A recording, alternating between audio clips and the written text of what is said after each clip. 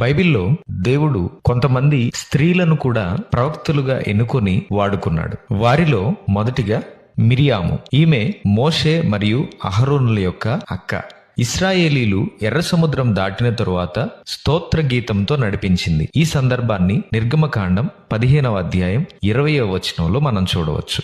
రెండవదిగా దెబోరా. ఈమె ప్రవక్త, న్యాయాధిపతి. ఇశ్రాయేలీలను కనాను రాజుపై యుద్ధంలో నడిపించింది. ఈ సందర్భాన్ని న్యాయాధిపతులు 4-5 అధ్యాయాల్లో మనం చూడవచ్చు. మూడవదిగా హుల్దా. ఈమె రాజైన యోషియా కాలంలో ఉన్న ప్రవక్త. దేవుని వాక్యాన్ని ధైర్యంగా ప్రకటించింది. ఈ సందర్భాన్ని 2వ రాజుల గ్రంథం 22వ అధ్యాయం 14వ వచనం నుండి 20వ వచనం వరకు, అలాగే 2 దినవృత్తాంతాలు 34వ అధ్యాయము 22వ వచనం నుండి 28 వరకు మనం చూడవచ్చు. నాలుగవదిగా యెషయా భార్య. యెషయా గ్రంథం 8వ అధ్యాయం 3వ వచనంలో ఈమె కూడా ప్రవక్తగా పిలువబడింది. ఐదవదిగా అన్నా.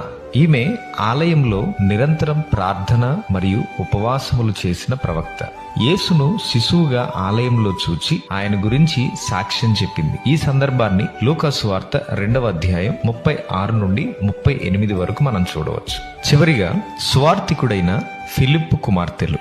అపోస్తలుల కార్యములు 21వ అధ్యాయం 8-9 వచనాల్లో మనం చూస్తే, ఫిలిప్పు అనే సువార్తికునికి 4 కుమార్తెలు ఉన్నట్లుగా వారు ప్రవచించువారు అని లిఖించబడింది. ఈ విధంగా దేవుడు స్త్రీలను కూడా తన వాక్యాన్ని ప్రకటించడానికి ఎన్నుకున్నాడు.